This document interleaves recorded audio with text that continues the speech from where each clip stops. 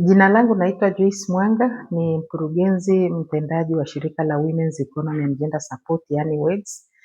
Na ningetaka tu kuzungumza kwa ufupi sana kwamba wiki hii tulikuwa na bahati ya kupata mafunzo juu ya resource mobilization, na training hii imefanyika kwa siku 4 tangu siku ya Jumanne hadi leo siku ya Ijumaa tarehe 21 mpaka tarehe 24.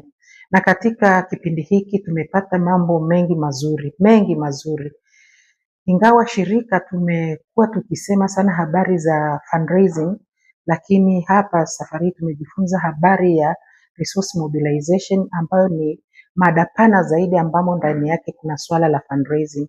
Na tumejifunza kitu kimoja muhimu sana, zile blocks ambazo zinatengeneza resource mobilization, ambayo ni swala zima la umuhimu na credibility pamoja na visibility na kujenga mahusiano pamoja na kutengeneza proposal.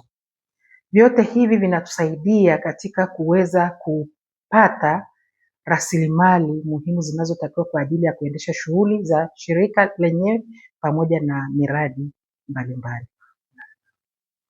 Tumefundishwa na shirika ambalo linaitwa Spide, ni network ya wataalamu ambao wanashughulika katika kujenga uwezo wa taasisi ili kuweza kukusanya rasilimali.